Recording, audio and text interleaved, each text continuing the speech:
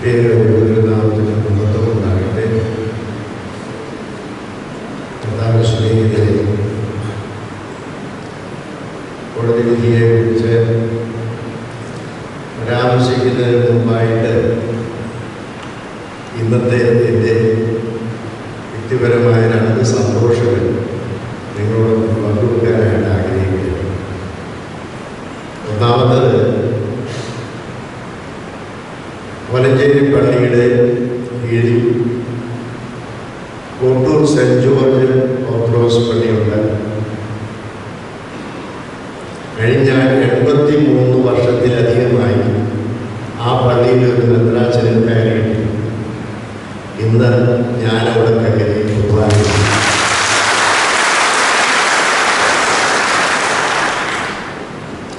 രണ്ടാമത്തെ സന്തോഷം,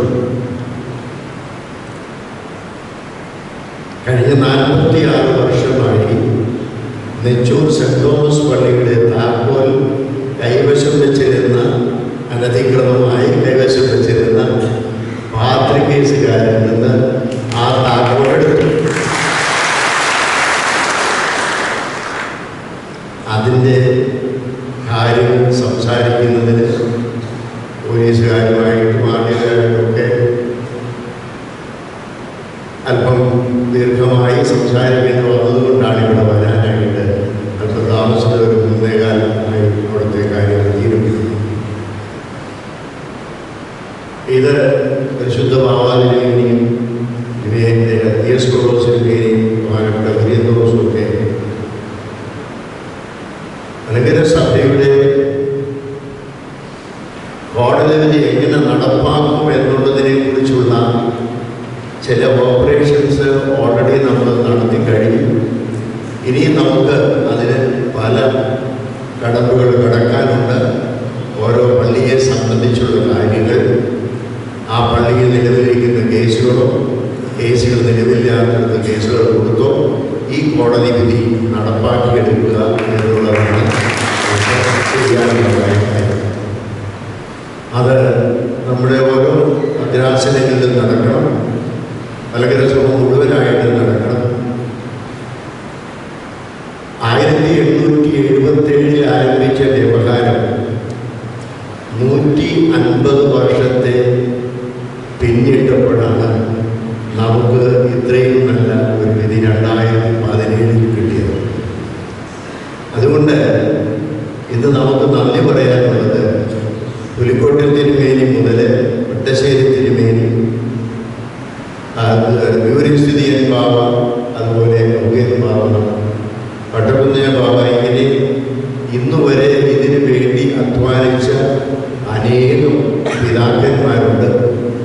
അവരുടെ കണ്ണീരിൻ്റെ ഫലമാണ് ഈ വിധി എന്ന് ആത്മാർത്ഥമായിട്ട് ഞാൻ വിശ്വസിക്കുകയാണ്. അതുകൊണ്ട് തന്നെ നമുക്ക് ആ പിതാക്കന്മാരുടെ മുമ്പിലാണ് പ്രണാമം അർപ്പിക്കേണ്ടത് എന്ന് ആദ്യമേ പറഞ്ഞുകൊള്ളുന്നു. ഈ വിധിയുടെ 5 പ്രധാനപ്പെട്ട ഊന്നലുകൾ. ഒന്ന്, മലങ്കര സഭയുടെ പരമാധികാരി വിശുദ്ധ തോമാശ്ലീഹായുടെ സിംഹാസനത്തിൽ ആരൂഢനായിരിക്കുന്ന പൗരസ്ത്യ കാതോലിക്ക ആകുന്നു എന്നുള്ളത് അസന്നിഗ്ധമായി പ്രഖ്യാപിച്ചിരിക്കുന്നു. രണ്ടാമത്, മലങ്കര സഭയുടെ ഭരണക്രമം 1934 ഭരണഘടന പ്രകാരം മാത്രം ആയിരിക്കണം. മലങ്കര സഭയിൽ അതിനു പകരമായി യാതൊരു ഭരണഘടനയോ ഉടമ്പടികളോ സമാന്തര ഭരണ സംവിധാനങ്ങളോ അനുവദിക്കുകയില്ല. നാലാമത്, അതിൻ്റെ പേരിൽ, അതായത് ഏതെങ്കിലും പള്ളിയുടെ അവകാശത്തിൻ്റെ പേരിൽ മലങ്കര സഭയുടെ പള്ളികളിലോ സ്ഥാപന ജംഗമ സ്വത്തുക്കളിലോ മറ്റ് ആർക്കും പ്രവേശനം അനുവദിക്കുകയില്ല. അഞ്ചാമത്തത്, ക്രമസമാധാന പ്രശ്നമുണ്ടാക്കി മലങ്കര സഭയുടെ പള്ളികളോ സ്ഥാപനങ്ങളോ കൂട്ടിക്കുന്നവർക്കെതിരെ കർശന നടപടികൾ എടുക്കേണ്ടതാണ്. ഇങ്ങനെ 5 പ്രധാനപ്പെട്ട ഊന്നലുകളാണ് ഈ വിധിയിലായിട്ട് നമുക്ക് മനസ്സിലാക്കി തന്നിരിക്കുന്നത്. ഇനി ഈ വിധിയുടെ അന്തസത്തയിലേക്ക് പ്രവേശിക്കുമ്പോൾ എല്ലാ വിശദീകരണങ്ങളും ഇവിടെ പറയുവാനായിട്ട് ആഗ്രഹിക്കുന്നില്ല. കാരണം അതിന് കുറേയേറെ സമയം വേണം. 270ഓളം പേജ്, 76ഓളം പേജുകളുള്ള ഒരു വിധിയാണ്. അപ്പോൾ അതിൻ്റെ സംഗ്രഹമായിട്ട് ചില കാര്യങ്ങൾ മാത്രം പറയും. 9 സെക്ഷനിലാണ് ഈ വിധി ഉണ്ടായിരിക്കുന്നത്. 9 സബ് ടൈറ്റിൽസിലാണ് അവിടെ വിധിന്യായങ്ങൾ പറഞ്ഞിരിക്കുന്നത്. ഒന്നാമത്തേത് ഇടവക പള്ളികൾക്ക് 1934 ഭരണഘടന ബാധകമോ എന്നുള്ള ചോദ്യത്തിന് മറുപടി. പാത്രികീസ് വിഭാഗം ഉന്നയിച്ചത് 1934 ഭരണഘടനയിൽ പള്ളികളുടെ കാര്യം 95 വിധിയിൽ പറഞ്ഞിരിക്കുന്നത് പള്ളികളൊന്നും ഇവിടെ നേരിട്ട് വന്ന് പറഞ്ഞിട്ടില്ല.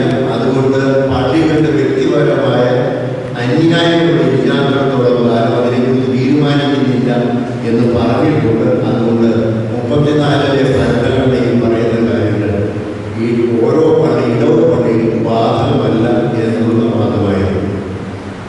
58-ലെയും 95-ലെയും വിധികൾ ഉദ്ധരിച്ചുകൊണ്ട് 1934 ഭരണഘടന മലങ്കര സഭയെ സംബന്ധിച്ചിടത്തോളം സാധുതയുള്ളതാണ്.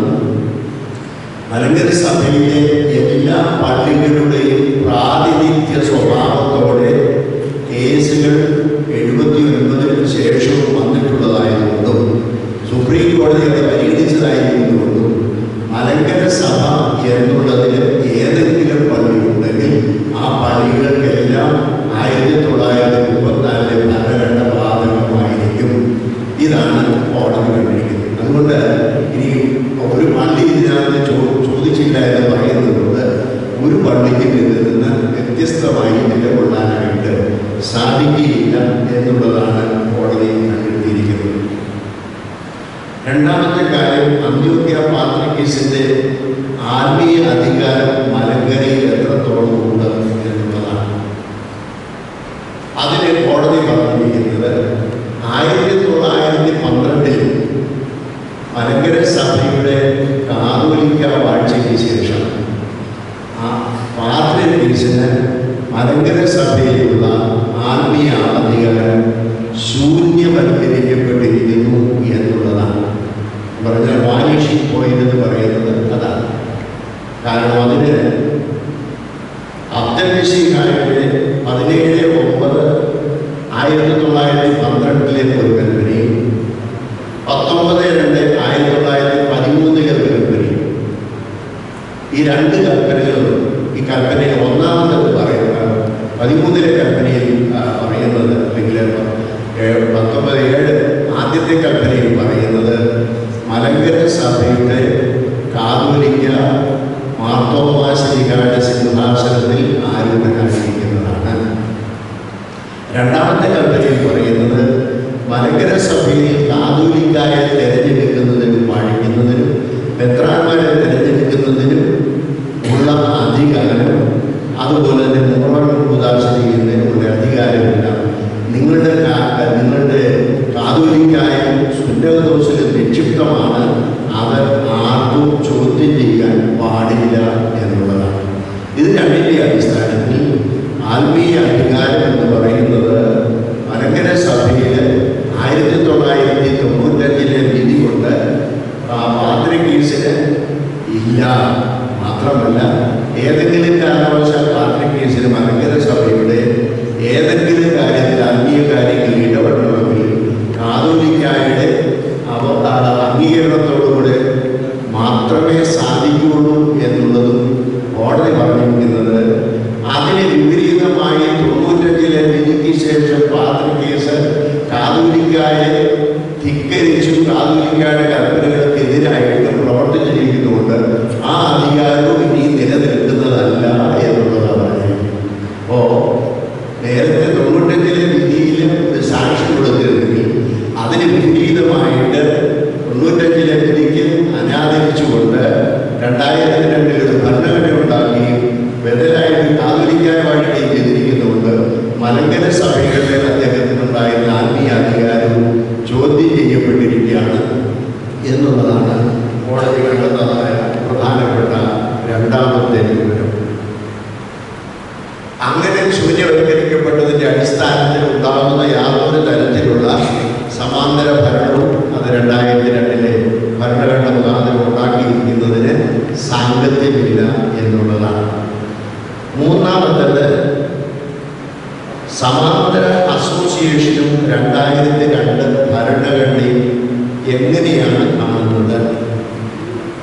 ഇവിടെ പ്രധാനമായി എടുത്തു പറയുന്ന ഒരു കാര്യം, ആത്മീയ അധികാരത്തിൻ്റെ പേരിൽ വികാരിയെ നിയമിക്കുക എന്ന് പറയുന്നതിന് യാതൊരു സാധ്യതയുമില്ല. കാരണം വികാരി നിയമനം ആത്മീയമായ കാര്യമല്ല, അത് ഒരു ഭരണ സംവിധാനത്തിലെ ലൗകിക ഭരണമാണ്, അഥവാ ഭരണ സംവിധാനത്തിലെ ക്രമീകരണമാണ്. അതിനകത്ത് ആത്മീയത ഉൾപ്പെടുന്നതല്ല എന്നുള്ളത് കോടതി പ്രത്യേകമായിട്ട് ധരിച്ചു. അതുകൊണ്ട് ഒരു ഭരണക്രമത്തിനുള്ളതായ ടെമ്പറൽ അല്ലെങ്കിൽ ഭൗതികമായിരിക്കുന്നത് ലൗകികമായിരിക്കുന്ന ക്രമീകരണമാണ്. അതുകൊണ്ട് അതിന് ഒരു പാത്രക്കേസിൻ്റെയും ആവശ്യം ഇവിടെ ഇല്ല എന്നുള്ളതാണ് പറയുന്നത്. സമാന്തര അസോസിയേഷൻ കൂടിയത് എന്തിനാണെന്ന് അവർ പറയുന്നത്, 1995 സുപ്രീം കോടതി വിധിയിൽ അന്ത്യോക്യ പാത്രികീസിന് മലങ്കരയിൽ കാതോലിക്കായ മുടങ്ങിയ സ്വഭാവ നീതിക്ക് അനുസൃതത്തില കാരണമില്ലാത്തതിനാൽ അസാധുവാക്കിയെങ്കിലും പാത്രികീസിൻ്റെ പരമാധികാരം നിലനിൽക്കുന്നുണ്ട്. അത് കാതോലിക്ക അംഗീകരിക്കാത്തത് കൊണ്ടാണ് അവർ 2002 ഭരണഘടന ഉണ്ടാക്കിയതും മാറിപ്പോയതും അസോസിയേഷൻ രൂപീകരിച്ചതും എന്നുള്ള ന്യായീകരണമാണ് പറഞ്ഞത്.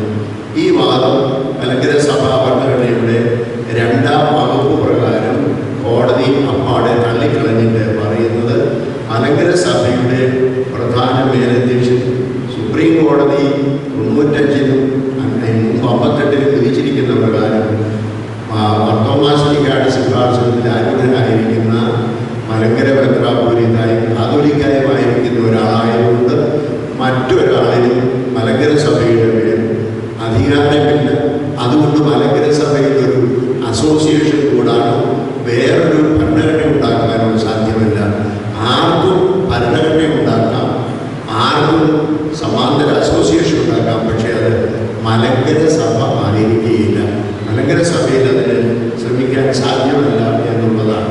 മാത്രമല്ല, കോടതി വിധിയെ കൂടെ മറികടന്ന് ഇത് പ്രവർത്തിച്ചിരിക്കുന്ന പാത്രികേസിന് അതിനുള്ളതായ അവകാശം നഷ്ടപ്പെട്ടിരിക്കുന്നു എന്നുള്ളതാണ്. മാത്രമല്ല, 2002 ഭരണഘടനയെക്കുറിച്ച് പറയുന്നത്, 2002 ഉണ്ടാക്കിയെന്ന് പറയപ്പെടുന്ന ഭരണഘടന അനാവശ്യമായിരുന്നു എന്ന് മാത്രം തന്നെ പ്രത്യേകം കോടതി എടുത്തു പറയുന്നുണ്ട്. ഇതുപോലെ തന്നെ അത് ചോദിക്കുന്ന കോടതിയുടെ ചോദ്യം, ഇതുപോലെ തന്നെ മലങ്കര സഭയിൽ ഒരു കൂട്ടം ആളുകൾ എഴുന്നേറ്റ് അല്ലെങ്കിൽ ഒരു കൂട്ടം ആളുകൾ സംഘടിച്ചിട്ട് വേറൊരു ഭരണഘടന ഉണ്ടാക്കുകയില്ല എന്നുള്ളതിന് എന്താണ് ഉറപ്പ്? അങ്ങനെ മലങ്കര സഭയിൽ ഓരോരോ ഭരണഘടന ഉണ്ടാക്കി മലങ്കര സഭയിൽ നിൽക്കുവാനായിട്ട് സാധ്യമല്ല. ആർക്ക് വേണമെങ്കിലും ഭരണഘടന ഉണ്ടാക്കാം, ആർക്ക് വേണമെങ്കിലും മലങ്കര സഭയിൽ നിന്ന് മാറാം. പക്ഷെ മലങ്കര സഭയുടെ ഭരണഘടനയായിട്ട് ഇരിക്കുകയില്ല, അതിന് സാങ്കത്യവുമില്ല എന്നുള്ളതാണ് ഇവിടെ പ്രത്യേകമായിട്ട് പറയുന്നത്. പിന്നെ ഏറ്റവും വലിയ ഒരു ആരോപണം, ഒരു വ്യക്തിയുടെ വ്യക്തി സ്വാതന്ത്ര്യമാണ് ഏത് മതത്തിൽ വിശ്വസിക്കണമെന്നുള്ളത്. ഇന്ത്യൻ കോൺസ്റ്റിറ്റ്യൂഷൻ 25-26 പറയുന്നുണ്ട്. അതനുസരിച്ച് ഞങ്ങൾക്ക് വേറൊരു ഭരണ സംവിധാനത്തിൽ പോകുന്നതിന് സാധിക്കും. അത് ഞങ്ങളുടെ ഭരണപരമായ അല്ലെങ്കിൽ കോൺസ്റ്റിറ്റ്യൂഷനിലായിരിക്കുന്ന ഭരണഘടനാപരമായിരിക്കുന്ന അവകാശമാണ്. അതുകൊണ്ട് അതിൽ നിന്ന് പോകണം. മലങ്കര സഭയിൽ ഞങ്ങളുടെ സ്വത്ത് കൊണ്ടുണ്ടാക്കിയതായ പള്ളികളാണ്. ഈ പള്ളികളെല്ലാം ഇടവകക്കാരുടേതാണ്. അതുകൊണ്ട് ഇടവകക്കാരുടെ പള്ളികളിൽ ഞങ്ങളുടെ സ്വത്ത് കൊണ്ടുണ്ടാക്കിയതായിരിക്കുന്ന പ്രോപ്പർട്ടികൾ ഞങ്ങൾ പിരിഞ്ഞു പോകുമ്പോൾ ഞങ്ങൾക്ക് അത് ലഭിക്കണം. അത് ഞങ്ങളുടെ ഒരു ഭരണഘടനാപരമായിരിക്കുന്ന അവകാശമാണ് എന്ന് പറയുന്നത്. ഇതിന് വളരെ വിശദമായി കോടതി അനേകം ഉദ്ധരണികൾ കൊണ്ട് അത് പ്രത്യേകമായി എപ്പിസ്കോപ്പൽ കോൺഗ്രിഗേഷൻ, ഭരണഘടന, അപ്പോസ്തോലിക പിന്തുടർച്ച, മതം, ആത്മീയത, ഭൗതിക തുടങ്ങിയവരെ കുറിച്ചുള്ള വിശദീകരണങ്ങളും ഋഷിമാരുടെയും മറ്റും ഉപനിഷത്തിലും അതുപോലെ വേദങ്ങളിലുമൊക്കെയുള്ള ശ്ലോകങ്ങളെല്ലാം ഉദ്ധരിച്ചുകൊണ്ടും ഇതിൻ്റെ ഈ വാദങ്ങളെ എതിർക്കുകയാണ് ചെയ്തത്. ഒന്നാമത്തത്, അപ്പോസ്തോലിക പിന്തുടർച്ച എന്ന് പറയുന്നത് മലങ്കര സഭയിൽ വരുന്നതാണ്. ഇടവവികാരി കർമ്മങ്ങൾ അനുഷ്ഠിക്കുന്നത്, ഞങ്ങളുടെ ഇടവകാരി കർമ്മങ്ങൾ അനുഷ്ഠിക്കുന്നത് പാത്രികീസിൻ്റെ ഇടവകാരി കർമ്മങ്ങൾ അനുഷ്ഠിക്കുമ്പോൾ അത് കാതോലിക്കാരുടെ ആളുകൾ പോലെയല്ല. കാതോലിക്കായ്ക്ക് അല്ലെങ്കിൽ കാതോലിക്ക പക്ഷക്കാർക്ക് വേണ്ടി മലങ്കര സഭ പാത്രികീസുകാരെ കൊടുത്തിരിക്കുന്ന പൈസ കാതോലിക്ക പക്ഷത്തിൻ്റെ ചെലവിന് വേണ്ടി ഉപയോഗിക്കാനായിട്ട് സാധ്യമല്ല. ഇങ്ങനെയുള്ളതായ വാദങ്ങളാണ്. അതിനെ കോടതി വളരെ വ്യക്തമായിട്ട് പറഞ്ഞു. മലങ്കര സഭ ഒരു എൻഡോവ്മെൻ്റാണ്, ഒരു ട്രസ്റ്റാണ്. ആ ട്രസ്റ്റ് എന്ന് നിലനിൽക്കും. ആ ട്രസ്റ്റിലേക്ക് ആർക്കും നിക്ഷേപിക്കാം. പക്ഷേ ആ ട്രസ്റ്റിൽ നിന്ന് ആർക്കും ഒരു പൈസയും എടുക്കുവാനായിട്ട് സാധ്യമല്ല. മലങ്കര സഭ ഒരു ട്രസ്റ്റാണ്.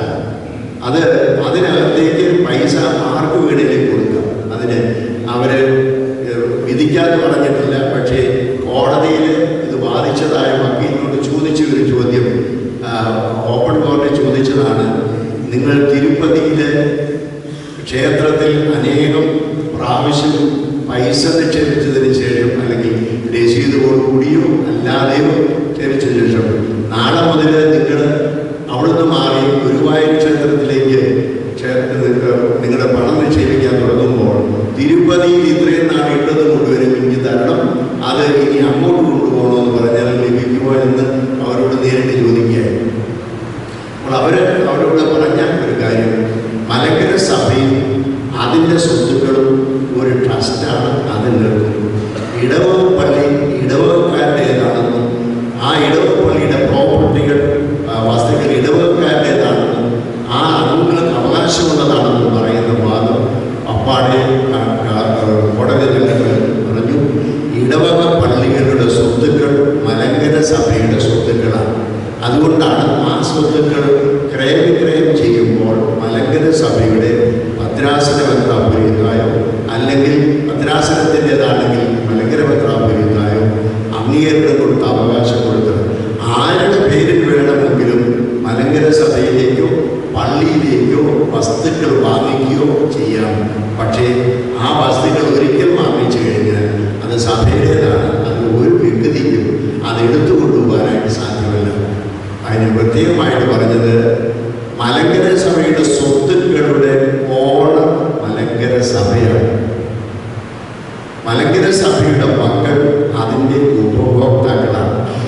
ഉപഭോക്താക്കൾ അല്ലെങ്കിൽ അത് അനുഭവിക്കുന്നവർക്ക് അത് എടുത്തുകൊണ്ടുപോകാൻ സാധ്യമല്ല. അവർക്ക് എന്ത് വേണമെങ്കിലും അനുഭവിക്കാം. അതേസമയത്ത് അനുഭവിക്കുന്നതിന് ഭരണഘടനയിലെ 22-ാം വകുപ്പ് അനുസരിച്ച് പൈസ എങ്ങനെ കൈകാര്യം ചെയ്യുന്നവരും ഇടവകയിൽ എന്നുള്ളതിന് വ്യക്തമായ ധാരണയുണ്ട്. 22-23 വകുപ്പുകൾ. പക്ഷേ അതിൽ നിന്ന് ഒരു പൈസയും എടുത്തുകൊണ്ടുപോകാൻ ആർക്കും സാധ്യമല്ല. അതുകൊണ്ടാണ് കൈസ്ഥാനി എന്ന് പറയുന്നത് കൈകാര്യം ചെയ്യുന്നയാൾ എന്ന് മാത്രമേ ഉള്ളൂ. ഓണർ എന്ന് പറയുന്നത് മലങ്കര സഭയാണ്. ആ ഓണറിൻ്റെ സ്ഥാനം അപകരിച്ചെടുക്കാൻ ഉപഭോക്താവിന് അവകാശമില്ല. ഉപഭോക്താവിനെ അനുഭവിക്കാൻ അതിൽ നിൽക്കുന്നിടത്തോളം കാലം. അതിൽ നിന്ന് പോകുമ്പോൾ അതിൽ നിന്ന് ഒന്നും എടുക്കാൻ സാധ്യമല്ല. കാരണം അത് മലങ്കര സഭയുടെ സ്വത്തുക്കളാണ്. പറയുന്നുണ്ട്, കാലാകാലങ്ങളിൽ സ്മരണാതീതമായ കാലം മുതൽ ഈ മലങ്കര സഭയുടെ മക്കളായി വന്നിരിക്കുന്ന ആളുകൾ അധ്വാനിച്ചുണ്ടാക്കിയ അതിൻ്റെ പ്രോപ്പർട്ടി ഇവർക്ക് മാത്രമല്ല, ഇനി അടുത്തു വരുന്ന തലമുറയ്ക്കും കൂടി അനുഭവിക്കാനുള്ളത് എടുത്തുകൊണ്ട് പോവുക. ആർക്കെങ്കിലും വിഭജിച്ചു കൊടുത്തു എടുത്തുകൊണ്ട് പോയിരുന്നത് കഴിഞ്ഞ കാലങ്ങളിൽ ഇത് ആർജിച്ചവരോടും വരാനുള്ള കാലങ്ങളിൽ ഇത് അനുഭവിക്കാനിരിക്കുന്നവരോടും കാണിക്കുന്ന അനീതിയാണ്. അതുകൊണ്ട് അത് അനുവദിക്കുകയില്ല എന്നുള്ളതാണ് കോടതി അസന്നിഗ്ധമായി പറഞ്ഞതുകൊണ്ട് ഇതിന് പണം ഇടവക്കാരുടെ പണമാണ് എന്ന് പറഞ്ഞുകൊണ്ട് കാര്യമില്ല. മലങ്കര സഭയുടെ സ്വത്തായി വന്നാൽ ആർക്കും അതിനെ അവകാശപ്പെടുത്തുവാനായിട്ട് സാധ്യമല്ല.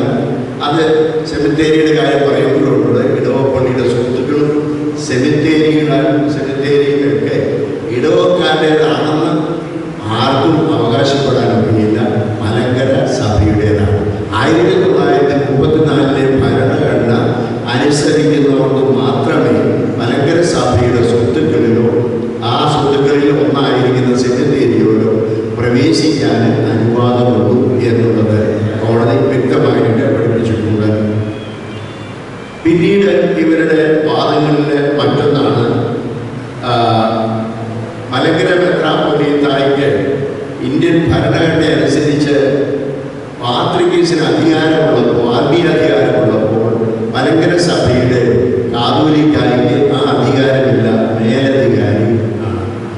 ഇത് കോടതി വളരെ വ്യക്തമായി നമ്മുടെ വക്കീലന്മാർ വാദിച്ച് സന്തോഷപൂർവ്വം സ്വീകരിക്കുകയാണ്. അവിടെ പറയുന്നുണ്ട്, കാതോലിക്ക, പാത്രികീസ് എന്നീ സ്ഥാനികളുടെ ബന്ധത്തിൽ കീഴ്സ്ഥാനിയെന്നോ മേൽസ്ഥാനിയെന്നോ ഉള്ള വ്യത്യാസമില്ല. ഇരുവരും സ്വതന്ത്ര ആത്മീയ അധികാരികളാണ്. എന്നാൽ പൗരോഹിത്യ ഭരണാധികാര ശ്രേണിയിൽ പാത്രികീസിന് ഒരു ഉന്നത സ്ഥാനമുണ്ട്.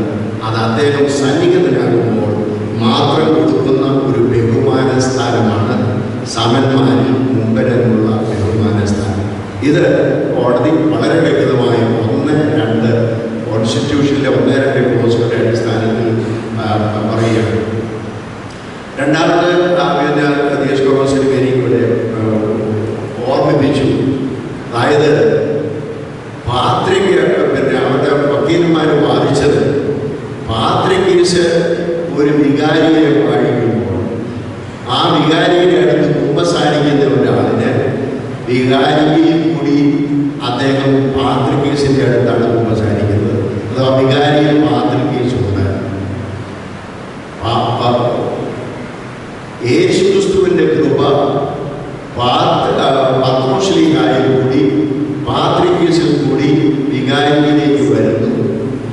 അങ്ങനെ ഒഴുകുന്നതായ കൃപ പാത്രികീസ് നിയമിക്കപ്പെടാത്ത ഒരു വികാരിയുടെ അടുത്ത് കുമ്പസാരിക്കണമെന്ന് പറയുമ്പോൾ ആ കൃപ ലഭിക്കുകയില്ല. അതുകൊണ്ട് പാത്രികീസ് നിയമിച്ച വികാരിയുടെ അടുത്ത് കുമ്പസാരിക്കണം. അതിനുള്ള അവകാശം ഇന്ത്യൻ ഭരണഘടന 25-26 ഒരു പൗരന് നൽകുന്നുണ്ട്. അതിനുള്ള അവകാശം കൊടുക്കണം എന്നുള്ളതാണ്. ഇത് വളരെയധികം വ്യക്തമായിട്ട് ആത്മീയത എന്ന് പറയുന്നതിനെ കുറിച്ച്, സ്പിരിച്വാലിറ്റി എന്ന് പറയുന്നതിനെ കുറിച്ച് വലിയൊരു ലേഖനം തന്നെ അവരെഴുതിയതിന് ശേഷമാണ് അവർ പറയുന്നത്. പാത്രികീസിനാൽ നിയമിക്കപ്പെടാത്ത ഒരു വികാരിയിലേക്ക് യേശുക്രിസ്തുവിൻ്റെ കൃപ ഒഴുകുകയില്ല എന്ന വാദം നിലനിൽക്കുന്നതല്ല. ഒരു വികാരിയുടെ ആത്മീയ ശേഷി അയാൾ പ്രാപിച്ചെടുക്കുന്നതാണ്. ഇങ്ങനെ ഒരു വാദം ഉന്നയിക്കുന്നത് ആത്മീയതയുടെ ലക്ഷണമല്ല, ഭൗതിക ഭരണം കവർന്നെടുക്കാനുള്ള ഗൂഢലക്ഷ്യം മാത്രമാണ്. ഇത് ഇവര് പറഞ്ഞത് ഓർത്തഡോക്സ് സഭയുടെ വിശ്വാസം എന്താണെന്ന് ഒരുപക്ഷെങ്കിൽ ഈ ഹിന്ദു ജഡ്ജിമാരാണ് അത് വളരെ വ്യക്തമായിട്ട് പാത്രികീസ് അടക്കമാർ വിശദീകരിച്ചു കൊടുക്കുന്നത്. ഒരു അപ്പോസ്തോലിക പിന്തുടർച്ച എന്ന് പറഞ്ഞാൽ ഒരു ഇലക്ട്രിക്കൽ ട്രാൻസ്മിഷൻ പോലെയാണ് അവരുടെ മനസ്സിലുള്ളതും അവരുടെ വാദമുണ്ടായിരുന്നത്. അത് അദ്ദേഹം പറഞ്ഞു, പാത്രികീസിനോ ആർക്ക് വേണമെങ്കിലും ഏത് വികാരിയും വാഴിക്കാം, അല്ലെങ്കിൽ ഈ പട്ടം കൊടുക്കാം. പക്ഷേ അവര് ആ പട്ടം കൊടുക്കുന്നതിൻ്റെ ഉപകരണങ്ങളാണ്. കൃപ വരുന്നത് ദൈവത്തിൽ നിന്നാണ്, യേശുക്രിസ്തുവിൽ നിന്നാണ് കൃപ വരുന്നത്. അവരതിൻ്റെ ഉപകരണങ്ങൾ മാത്രമാണ്. അതുകൊണ്ട് പാത്രികീസിൽ നിന്ന് കൃപ കൊടുക്കുന്നു എന്ന് പറയുന്നതിന് യാതൊരു നീതിപരമായിരിക്കുന്നതോ ആത്മീയതയുടെ അടിസ്ഥാനത്തിൽ യാതൊരു സാങ്കത്യവുമില്ല എന്നുള്ളത് വളരെ വികൃതമായിട്ട് പഠിപ്പിക്കുകയാണ് ചെയ്യുന്നത്. അതുപോലെ പ്രത്യേകിച്ച് പറയുന്നു, കിഴക്കിൻ്റെ സഭയുടെ പരമോന്നത അധികാരി, അവിടെ പാത്രികീസിന് അവർ ഉപയോഗിക്കുന്ന പ്രൈമേറ്റ് എന്നുള്ള വാക്ക് പരമാധികാരി എന്ന് ആരെങ്കിലും പറഞ്ഞാൽ ഇത് തന്നെ കാതോലിക്കായിരിക്കും പ്രൈമേറ്റ് തന്നെ ഉപയോഗിക്കുന്നു, അതും പരമാധികാരി. അതുകൊണ്ടാണ് അവരതിലൂടെ എടുത്ത് പറയുന്നത് കിഴക്കിൻ്റെ മലങ്കരയുടെ പരമോന്നത അധികാരി കാതോലിക്കാകുന്നു. ഇത് 1934 സഭാഭരണഘടനയുടെ 2ാം വകുപ്പിൽ പറയുന്നു. 94ാം വകുപ്പിൽ മലങ്കര മെത്രാപ്പൊലീത്തായെ കുറിച്ച് പറയുന്നിടത്തും ഇവിടെ പറയുന്നു. പിന്നെ അടിസ്ഥാനപരമായി ഒരു സമൂഹത്തിന് പലതരത്തിൽ വിഭജിക്കപ്പെടാം. എന്നാൽ പള്ളികളോ ആരാധന സ്ഥലങ്ങളോ വിഭജിക്കപ്പെടുവാൻ സാധ്യമല്ല. അത് ഇന്ത്യൻ ഭരണഘടനയിൽ 25-26 വകുപ്പുകൾ പ്രകാരം മതപരമായ അവകാശത്തിന് വേണ്ടി അത് ഉണ്ടാക്കിയിട്ടുള്ളതാണ്. അതങ്ങനെ തന്നെ നിലനിൽക്കണം. പ്രത്യേകിച്ചെടുത്ത് പറയുന്ന ഒരു വാക്കെടുത്ത് പറയുന്നു,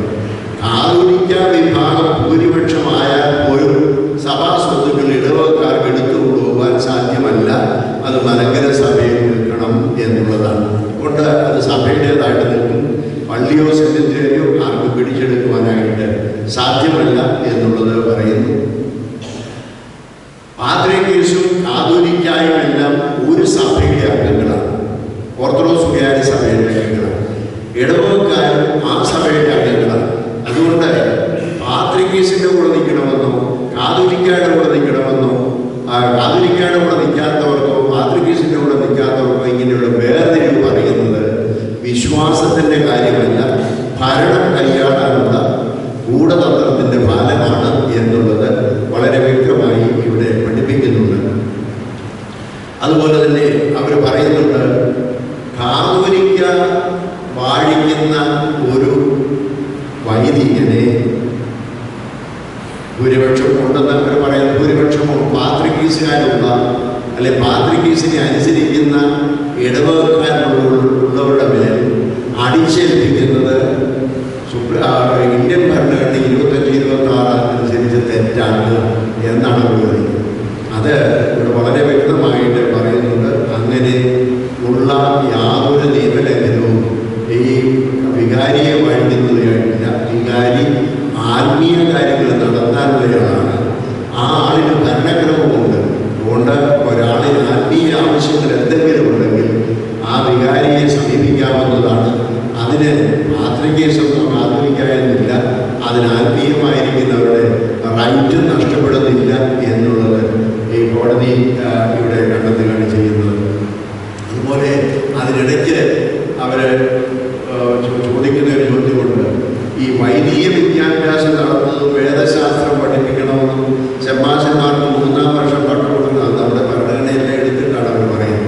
പട്ടം കൊടുക്കണമെന്നും ഇവരെ കഴിവ് കൊടുക്കണമെന്നും ഒക്കെ ഉള്ളത് ഇന്ത്യക്ക് വെളിയിലുള്ളതായ ഒരു പാത്രികേസ് നിയന്ത്രിക്കണമെന്ന് പറയുമ്പോൾ 1877 കേസിന്റെ വിധി മുതൽ പാത്രികേസിന് ഇവിടെ ലൗകിക അധികാരമില്ല, ടെമ്പറൽ പവേഴ്സ് ഇല്ല, ഇവിടെ ഭരണപരമായ യാതൊരു അവകാശവും ഇല്ല എന്ന് പറയുന്നത് തിരിച്ചു കൊണ്ടുവരാനുള്ള ഒരു ശ്രമമാണെങ്കിൽ അത് മലങ്കര സഭയുടെ ചരിത്രത്തിന് പരിപൂർണമായിട്ടും എതിരാണ് അപ്രകാരം ആവശ്യപ്പെടുന്നത് എന്നുള്ളത്. പിന്നീട് അവർ 5ാമത് പറയുന്നത് പാത്രികേസിന്റെ ആത്മീയ മേലധികാരത്തെ കാതോലിക്ക നിഷേധിച്ചു എന്നുള്ളതാണ്. അതിന് പറയുന്നത് ഈ 72 മുതൽ നടന്നതായ എഴുത്തുകുത്തികളും, അതായത് അബൂയൻ ബാബ തിരുമേനി പാത്രികേസുമായിട്ട് ഈ 203-ാം നമ്പർ കൽപ്പനയും അതുപോലെ അദ്ദേഹം പാത്രികേസിനെ കാതോലിക്കായി മുടക്കുന്നതും 2-3 മെത്രാച്ചന്മാരെ ഇങ്ങോട്ട് വാഴിച്ചയക്കുന്നതും അതിനെതിരെയുള്ള പ്രൊട്ടസ്റ്റും ഇതെല്ലാമാണ്. അപ്പം ഇങ്ങനെ പാത്രികേസ് ചെയ്യുന്ന നടപടിക്കെതിരായിട്ടുള്ള കൽപ്പനകൾ ഉണ്ടാക്കിയതുകൊണ്ട് പാത്രികേസിൻ്റെ അധികാരത്തെ നിഷേധിച്ചുവെന്നാണ് ഇവിടെ പറയുന്നത്. കോടതി കണ്ടെത്തിയിരിക്കുന്നത് പാത്രികേസിൻ്റെ അധികാരത്തെ നിഷേധിക്കുകയല്ല, പാത്രികേസിന് അധികാരം ഉണ്ടെന്ന് പറയുന്നതായ തെറ്റായ പ്രവണതകളെ നിരോധിക്കുക മാത്രമാണ് കാതോലിക്ക വിഭാഗം ചെയ്യുന്നത്. അതായത് ഇവിടെ ഒരു ഡെലിഗേറ്റിനെ അയക്കാനോ ഇവിടെയുള്ള ഒരാളിനെ മെത്രാനാക്കാനോ അച്ഛനാക്കാനോ വൈദികനാക്കാനോ ഓർപ്പീസ്കോപ്പാക്കാനോ ഒന്നും പാത്രികേസിന് അധികാരമില്ല. അതിലെല്ലാം പാത്രികേസ് ചെയ്തപ്പോൾ ഇവിടുത്തെ മലങ്കര സഭയിലേക്ക് ഒരു കാതോലിക്ക വാഴുകയും ചെയ്തപ്പോൾ ഇതെല്ലാം മലങ്കര സഭയുടെ മേൽ പാത്രികേസിന്റെ കടത്തുകയറ്റമാണ്. അതിന് എതിരായിട്ടാണ് ഇവിടുത്തെ കാതോലിക്ക വിഭാഗമുള്ളത്. കാതോലിക്കാരുടെയും മലങ്കര 34 ഭരണഘടനയെ സംരക്ഷണത്തിനു വേണ്ടി കാതോലിക്ക എഴുതിയ എഴുത്തുകളാണ്. അതല്ലാതെ പാത്രികേസിന്റെ മേലധികാരത്തെ ചോദ്യം ചെയ്തുകൊണ്ടുള്ളതല്ല. അതുകൊണ്ട് കാതോലിക്ക വിഭാഗത്തെ അതിനെ കുറ്റപ്പെടുത്തുവാൻ സാധ്യമല്ല എന്നുള്ളതാണ്.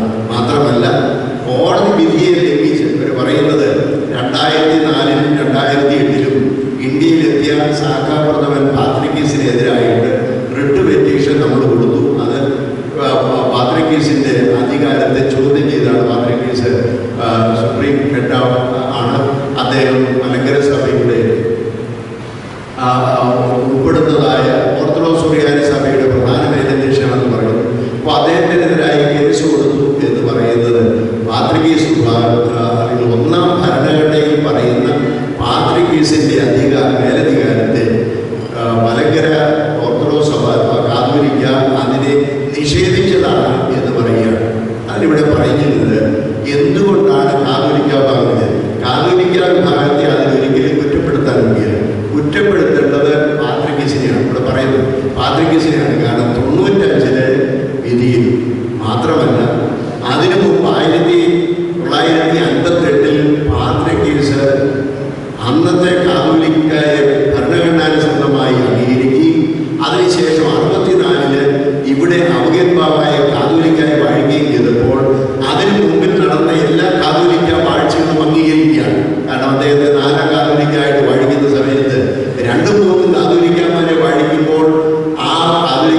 കൂതാശയിൽ പാത്രികീസ് ഇവിടെ സന്നിഹിതനല്ല. ആ പാത്രികീസിൻ്റെ സന്നിഹിതനല്ലാത്ത സമയത്ത് ഗീവറീസുദ്ദീൻ ബാവ കാതോലിക്ക എന്ന് പറഞ്ഞയാൾ 58 ഗീവറീസുദ്ദീൻ കാതോലിക്ക ആണ് എന്ന് ഭരണഘടനാനുസൃതമായ അദ്ദേഹത്തെ അംഗീകരിക്കുമെന്ന് പറഞ്ഞ വഴി പിന്നെ ഇതിനെ ചോദ്യം ചെയ്യാൻ പാത്രികീസിന് അധികാരമില്ല. മാത്രമല്ല 58 ഒരു ഉടമ്പടി, സമാധാന ഉടമ്പടി ഉണ്ടാകുന്ന സമയത്ത് ഗൾഫ് രാജ്യങ്ങളിലും മറ്റുമുള്ളതായ ഭരണപ്രദേശങ്ങൾ കാതോലിക്കായ്ക്ക് ഇരിക്കുകയില്ല. അതെല്ലാം പാത്രികീസിൻ്റെയാണ്. മറ്റു കുറച്ച് മലയാളികളുടെ കോൺഗ്രിഗേഷൻ മാത്രമേ ഇവിടെ നമുക്കുണ്ടായിരിക്കുള്ളൂ എന്ന് പറഞ്ഞ് അവിടെ ഭരണപരമായ സീമകളെ ഡീലിമിറ്റ് ചെയ്തു.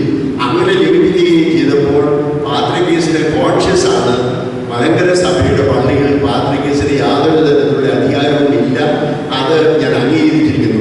ഈ രണ്ട് കാരണങ്ങളാൽ, അതായത് അവർ മുമ്പുള്ളതായ കാതോലിക്കമാരെ അംഗീകരിക്കുന്നു, 34 ഭരണഘടന അനുസരിക്കുന്നു, അതുപോലെ തന്നെ അതിർത്തികൾ നിശ്ചയിച്ചു. ഇതെല്ലാം അംഗീകരിച്ചതിന് ശേഷം പിന്നീട് പാത്രികീസ് അധികാരം വേണ്ടി ഇവിടെ 95 വിധിക്ക് ശേഷം വീണ്ടും ഇവിടെയുള്ളതായിരിക്കുന്ന ഭരണത്തിൽ കൈയേറിയതുകൊണ്ട് പാത്രികീസിനെയാണ് ആ കാര്യത്തിൽ കുറ്റപ്പെടുത്തേണ്ടത്.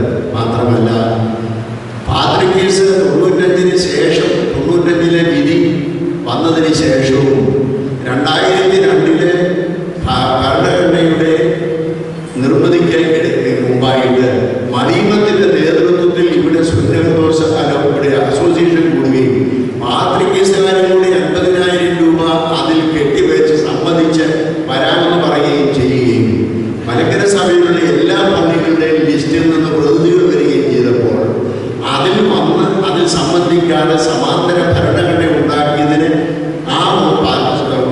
പാത്രികീസ് വിഭാഗത്തെയും ആ ഭരണഘടന അംഗീകരിച്ചത് വഴി പാത്രികീസിനെയും കുറ്റപ്പെടുത്തേണ്ടിയിരിക്കുന്നു എന്നാണ് ഇവിടെ കോടതി കണ്ടെത്തിയത്. അതുകൊണ്ട് ഇതിനകത്ത് കാതോലിക്ക വിഭാഗം എന്തുകൊണ്ടാണ് കാതോലിക്ക വിഭാഗം റിട്ട് പെറ്റീഷൻ കൊടുക്കേണ്ടി വന്നത്? കാരണം കാതോലിക്ക വിഭാഗത്തിൻ്റെ അധികാര പരിധി വിട്ടുകൊണ്ട് 95 ശേഷം പാത്രികീസ് ചെയ്തിട്ടുണ്ട് എന്നതുകൊണ്ട് അത് വീണ്ടും ആവർത്തിക്കാതിരിക്കുന്നതിന് വേണ്ടി പ്രിക്കോഷൻ നടപടിയായിട്ടാണ് റിട്ട് പെറ്റീഷൻ കൊടുത്തത്.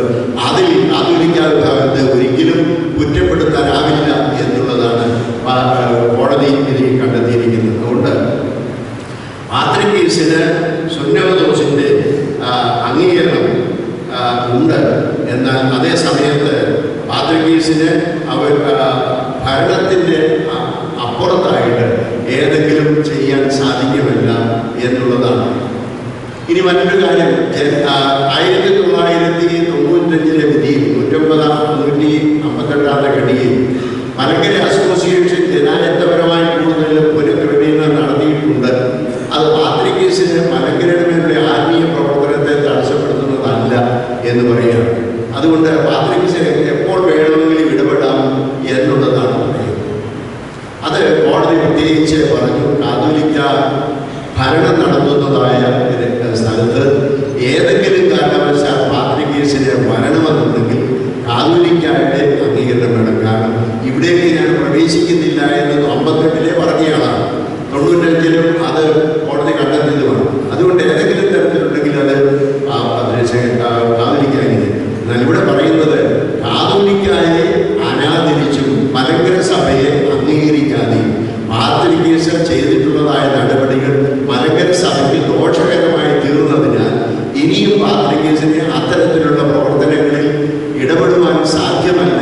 അത് സഭയുടെ ഭരണത്തിന് സുഗമമല്ല. സമാന്തര ഭരണം സഭയിൽ സഭയിൽ അംഗീകരിക്കപ്പെടുന്നില്ല എന്നുള്ളതാണ് അവിടെ പറയുന്നത്. പാത്രികീസിന് കാതോലിക്കയുടെ അംഗീകരണം വേണമോ എന്നുള്ളത് 101 ഭരണഘടന 101 വകുപ്പ് അനുസരിച്ച് ഒരു ചോദ്യമാണ്. വളരെ രസകരമായ ഒരു വാദമാണ്. അതായത് മലങ്കര സഭയുടെ സഹകരണത്തോടുകൂടെ വാഴിക്കപ്പെടുന്ന പാത്രികീസിനെ സഭ അംഗീകരിക്കുകയുള്ളൂ എന്നുള്ളത് 101 വകുപ്പിലെ ഭരണഘടനയിലുണ്ട്. അതിനവർ കൊടുക്കുന്നതായ ന്യായം 101 ഭരണഘടനയിൽ പറയുന്ന സഹകരണം എന്ന് പറയുന്നത് പാത്രികീസിനെ അറിയിക്കണം, അല്ലെങ്കിൽ കാതോലിക്കാരെ അറിയിക്കണം എന്നുള്ളതേ ഉള്ളൂ. അറിയിച്ചില്ലെങ്കിൽ പോലും പാത്രികീസ് വിഭാഗം അവരുടെ ഭരണഘടന അനുസരിച്ച് കാനോനുകൾ അനുസരിച്ച് വാഴിക്ക ആയിരിക്കുന്നതായ പാത്രികീസിനെ മലങ്കര സഭ യാതൊരു കാരണവും പറയാതെ അംഗീകരിക്കാൻ ബാധ്യസ്ഥരാണ്.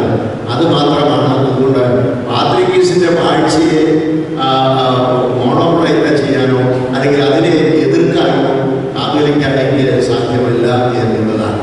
അതിന് നമ്മുടെ വക്കീലന്മാരുടെ പ്രസക്ത ഹൂദായകാരനിൽ നിന്ന് എടുത്ത് കൊടുത്തു.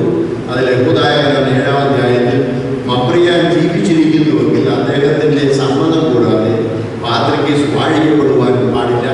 മറിച്ചാകുന്ന പക്ഷം കിഴക്കവിടെ മബ്രിയാനെ അവർക്ക് തന്നെ വാഴിക്കാൻ അധികാരമുണ്ടായിരിക്കും. മാത്രമല്ല, ഇനി മുതൽ കിഴക്കിൻ്റെ വലിയ മെത്രാപ്പൊലീത്തായിക്ക് പാത്രികീസിനെ പോലെ കിഴക്കിൻ്റെ മെത്രാപ്പൊലീത്തന്മാരെ വാഴിക്കുവാൻ അധികാരമുണ്ടായിരിക്കും. അദ്ദേഹം കാതോലിക്ക എന്ന് പ്രഖ്യാപിക്കപ്പെടണം. പാശ്ചാത്യരുടെ സുന്നതൂസിൽ അദ്ദേഹം സന്നിഹിതനാകുമ്പോൾ അദ്ദേഹത്തിന് ഇവിടെ എല്ലാ മെത്രാപ്പൊലീത്തന്മാർക്കും ഉപരിയായി യേശുവിനെ പാത്രികൾക്കൊപ്പമായിരിക്കണം. ഇതെല്ലാം പറയുന്നത് 101-ാം വകുപ്പിൽ പറഞ്ഞിരിക്കുന്നത് എന്തോ അത് സഹകരണമെന്ന് പറയുമ്പോൾ പാത്രികീസിനെ വാഴിക്കാൻ ആര് പാത്രികീസ് ആയിരിക്കണമെന്ന് വാഴിക്കുന്നതിന് ഉള്ള എഗ്രിമെന്റ് കാതോലിക്കായിട്ടുണ്ടാകണം. മാത്രമല്ല, active participation in the ordination അതുണ്ടാവണം എന്നുള്ളതാണ് എന്ന് നമ്മുടെ വക്കീലന്മാർ വാദിച്ചൊരു കോടതി അംഗീകരിക്കുക. അതുകൊണ്ട് അന്ത്യോക്യൻ പാത്രികീസിന്റെ അധികാരം ആരും ചോദ്യം ചെയ്യുന്നില്ല. നേരെ മറിച്ച് അത് ഒരു സുന്നതദോസും അതിനെതിരായി പറഞ്ഞിട്ടില്ല. 1933 അതായത് ഏരിയാസ് പാത്രികീസ് കാലം ചെയ്തതിന് ശേഷം അന്ത്യോക്യൻ വാഴിക്കപ്പെട്ട 1933 അപ്രേ പാത്രികീസിനെ വാഴിച്ചത് മലങ്കര സഭയുടെ അറിവോടും സമ്മതത്തോടു കൂടി അല്ല എന്ന് ഉള്ളതായ ഒബ്ജക്ഷൻ യൂറിസിന്റെയും ബാബ അറിയിച്ചിട്ടുണ്ട്. അങ്ങനെയല്ലാതെ അതിനുശേഷം ഇന്നുവരെ, അതായത് അദ്ദേഹത്തിന് ശേഷമാണ് യാക്കോബ് പാത്രികീസായത്, അതിനുശേഷമാണ് സാക്കാപദൻ പാത്രികീസായത്, അതിനുശേഷമാണ് ഇപ്പോഴത്തെ അപ്രേം പാത്രികീസായത്. ഈ 3 പാത്രികീസന്മാരും വാഴിക്കപ്പെടുന്നതായ സമയത്ത് നമ്മുടെ ഭരണഘടനയിൽ 101 അങ്ങനെ പറയുന്നുണ്ടെങ്കിലും നമ്മുടെ കാതോലിക്ക ഒരിക്കലും അതിന് ഒബ്ജക്ഷനായിട്ട് എഴുതി അറിയിച്ചിട്ടില്ല. അങ്ങനെ എഴുതി അറിയിച്ചിട്ടില്ലാത്തിടത്തോളം കാലം പാത്രികീസിനെ നിഷേധിക്കുന്നുവെന്ന് പാത്രികീസ് ഭാഗം ആരോപിക്കുന്നതിന് യാതൊരു സാധ്യതയുമില്ല എന്നുള്ളതാണ്. മറ്റൊന്ന്, ഒരു വിശുദ്ധ പാത്രികീസും കാതോലിക്കായും തമ്മിലുള്ള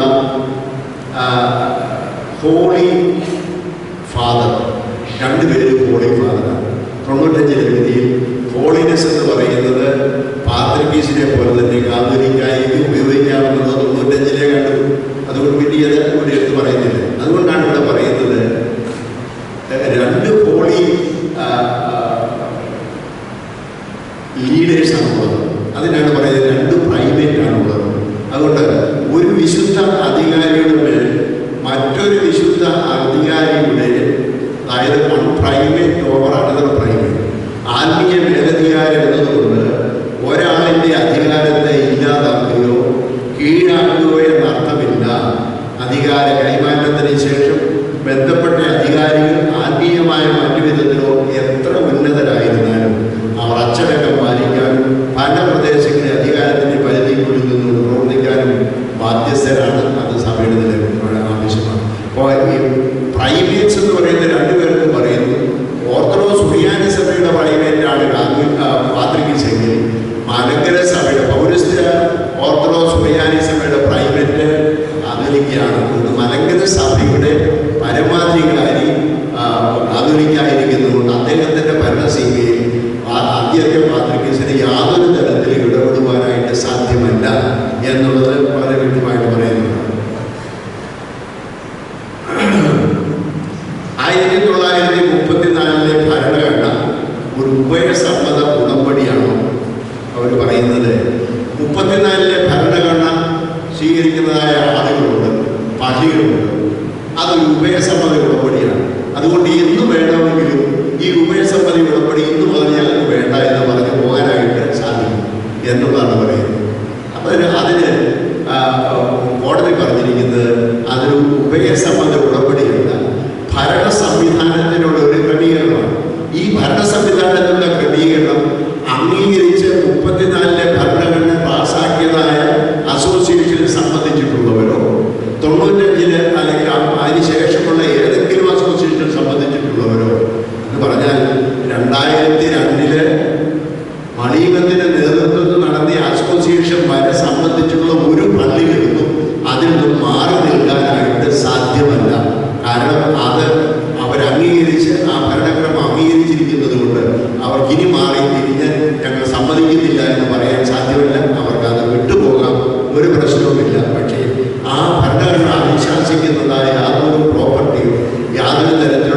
അവകാശങ്ങളോ അവർക്ക് ലഭിക്കുകയില്ല എന്ന് മാത്രമാണ് ഇവിടെ പറയുന്നത്.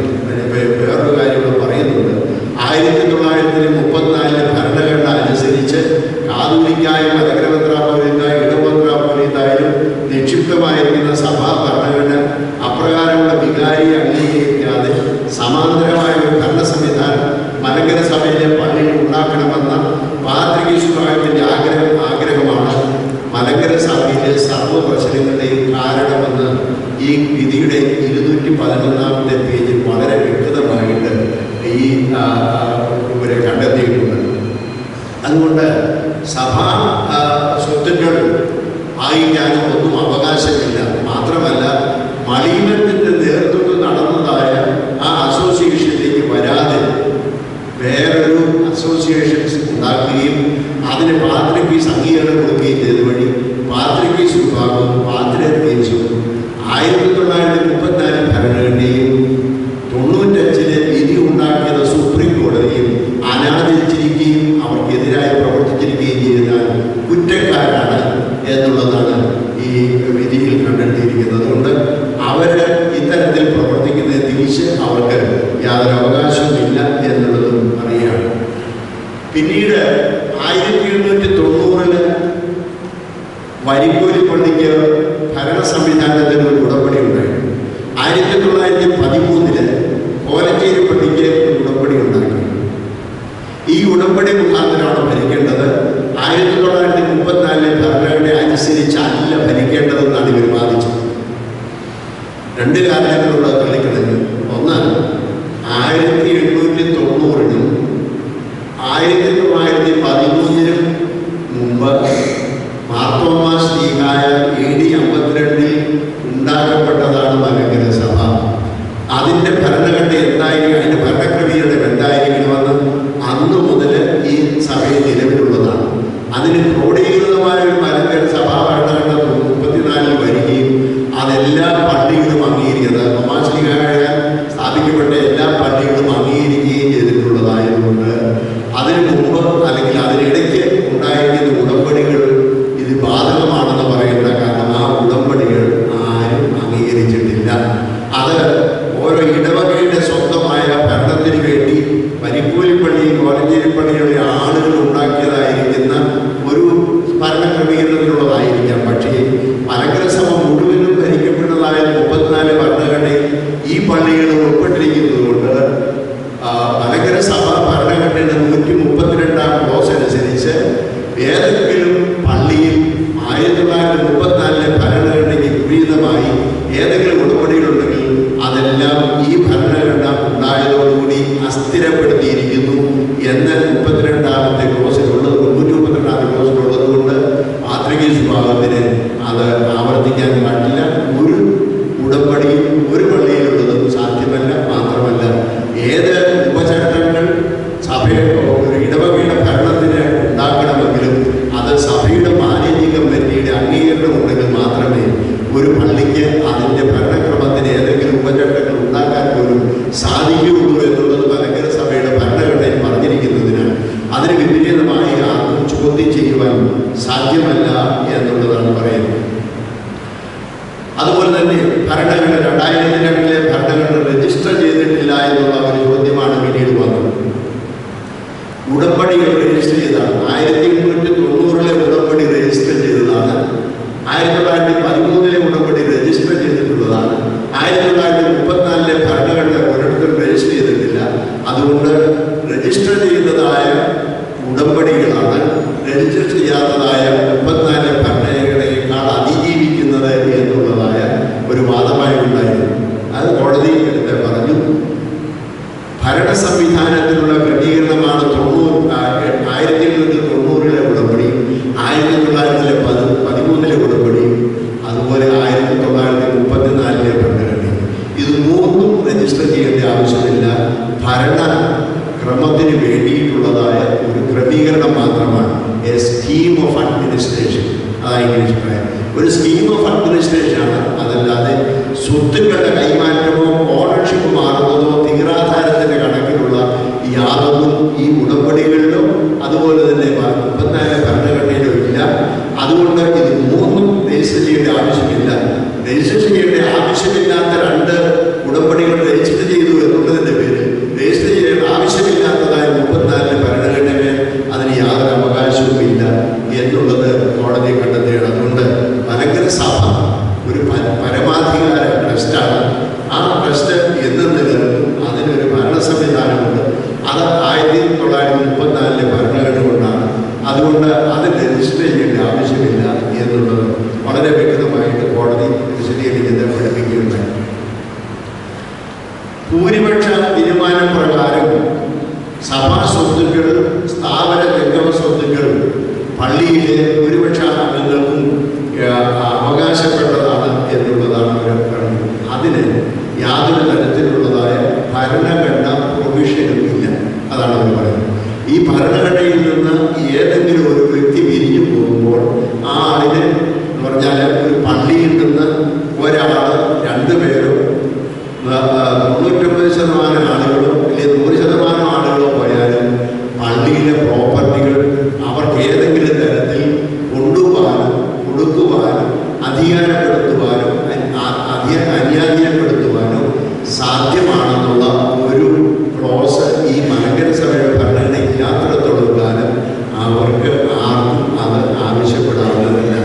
എന്ന് പറഞ്ഞാൽ ഒരു ഇടവകക്കാരന് വേറൊരു ഇടവകയിലേക്ക് മാറാം. അതുകൊണ്ട് ആ ഇടവകക്കാരൻ്റെ ഇടവകയിലെ യാതൊരു തരത്തിലുള്ളതായ അവകാശങ്ങളും നഷ്ടപ്പെടുന്നില്ല. ഈ ഇടവകയിൽ അദ്ദേഹത്തിന് നിൽക്കുന്നിടത്തോളം കാലം ഇടവകയുടെ പ്രോപ്പർട്ടികളുടെ ഉപഭോക്താവായിട്ട് ജീവിക്കാം. എന്നാൽ ഇടവകയുടെ മാറി വേറെ ഇടവകയിലേക്ക് പോകുമ്പോൾ ഇതിൻ്റെ ആളോഹരി അങ്ങോട്ട് കൊണ്ടുപോകേണ്ട ആവശ്യമില്ല, അങ്ങോട്ട് കൊടുക്കാനൊക്കെയില്ല. മാത്രമല്ല അവിടെ ചെല്ലുമ്പോൾ ഇവിടുത്തെ ഓഹരി കൊണ്ടുവന്നിട്ടുണ്ടോ എന്നുള്ള ചോദ്യം അവിടെ ചോദിക്കാനും പറ്റുകയില്ല.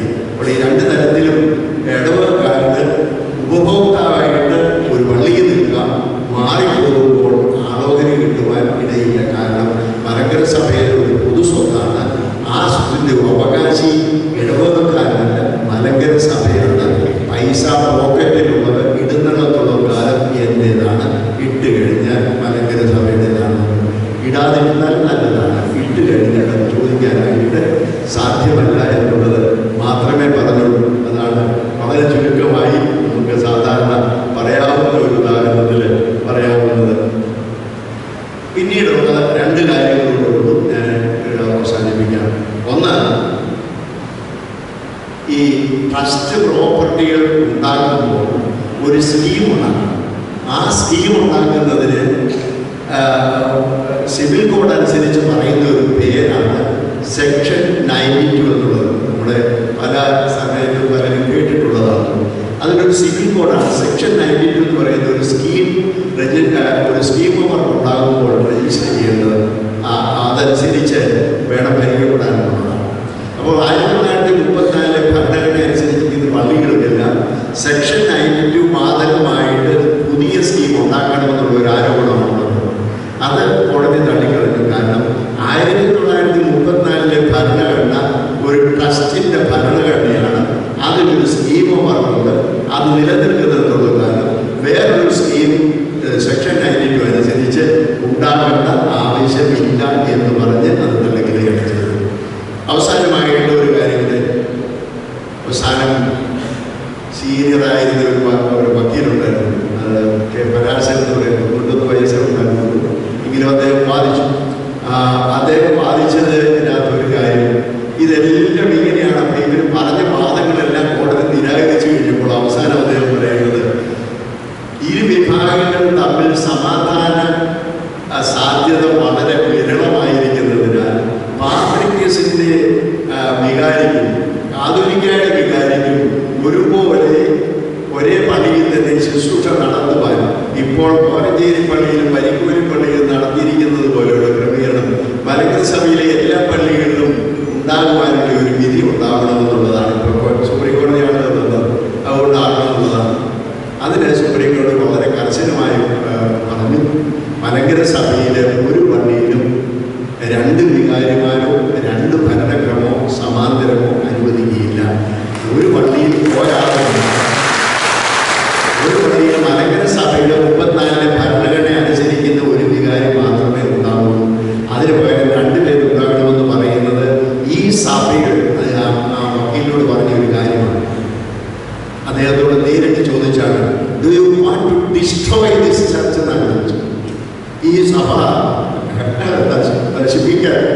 നിങ്ങൾക്ക് ആഗ്രഹമുണ്ടായിട്ടാണ് അത് പറയുന്നത്. I cannot admit it, I cannot hello it. സമാന്തര ഭരണഘടന ഈ സഭയുടെ നാശമായിരിക്കും. അത് ഒരു കാരണവശാലും ഒരു കാര്യത്തിലും അംഗീകരിക്കുന്നില്ല. സമാധാനം ആവശ്യമുള്ളവർ മലങ്കര സഭയുടെ 34 ഭരണഘടനയിൽ ചേർന്ന് വരണം. ഏതെങ്കിലും കാരണവശാൽ അവർക്ക് ഭരണഘടനയിലെ ഏതെങ്കിലും കാര്യത്തിൽ ആവശ്യമായിരിക്കുന്ന ഭേദഗതി വരുത്തണമെങ്കിൽ മലങ്കര സഭയുടെ ഭരണഘടന അംഗീകരിച്ചതിന് ശേഷം അതിന് വ്യവസ്ഥാപിതമായ മാർഗങ്ങളുണ്ട്. റൂൾ കമ്മിറ്റിയും മാനേജിംഗ് കമ്മിറ്റിയും ഒക്കെയുണ്ട്. അതിൽ കൂടി അവർക്ക് ഏത് തരത്തിലുള്ള കോൺസ്റ്റിറ്റ്യൂഷൻ പ്രകാരമുള്ള ഭേദഗതിക്ക് ആവശ്യപ്പെടാം. അപ്പോൾ അതിന് ഭേദഗതി വരുമെന്നല്ലാതെ ഇതിൽ നിന്ന് മാറി നിന്ന് ഒരു സമാന്തര ഭരണഘടന ഉണ്ടാക്കാൻ സാധ്യമല്ല എന്നുള്ളതാണ് ഞാൻ പറഞ്ഞത്. ഇതിൻ്റെ അടിസ്ഥാനത്തിലാണ് ഇത്രയും പറഞ്ഞ 9 സെക്ഷനിലായിട്ട് വിശദീകരിച്ച അവരുടെ വിധിന്യായത്തിൻ്റെ സമ്മറിയായിട്ടാണ് 28 പോയിന്റുകൾ അവരെ അവസാനം പറഞ്ഞത്. പറഞ്ഞ വിശകലനങ്ങളുടെ അടിസ്ഥാനത്തിൽ കോടതി എത്തിച്ചേർന്ന നിഗമനങ്ങളുടെ സംക്ഷിപ്ത രൂപം താഴെ കൊടുക്കുന്നു എന്ന് പറഞ്ഞാണ് അത്. കോടതി വിധി വന്നതിന് പിറ്റേ ദിവസം തന്നെ മലയാള മനോരമയും കൂടി അതിൻ്റെ ട്രാൻസ്ലേഷനൊക്കെ വന്നതാണ്. നമ്മളെല്ലാവരും വായിച്ച്, അല്ലെങ്കിൽ നമ്മളെന്ന് പറഞ്ഞാൽ സർവ്വജനങ്ങളും വായിച്ച് മനസ്സിലാക്കിയിട്ടുള്ളതാണ്. അതിനെക്കുറിച്ച് ഞാൻ വിശദീകരിക്കേണ്ട ആവശ്യമില്ല, എല്ലാവർക്കും അറിയാം. ഈ പറയുന്ന കോടതിയുടെ സംഗ്രഹവും അതുപോലെ ഈ പറയുന്ന 28 പോയിന്റ് കോടതി വിധിയുടെ സംഖ്യ ഒരുമിച്ച് ചേർത്ത് ഒരു ബുക്ക്ലെറ്റായിട്ട് നിങ്ങൾക്ക് എല്ലാവർക്കും ഒരു ഭവനത്തിന് ഒന്ന് വെച്ച് കിട്ടത്തക്ക രീതിയിലുള്ള ക്രമീകരണം ചെയ്യുന്നുണ്ട് എന്നുള്ള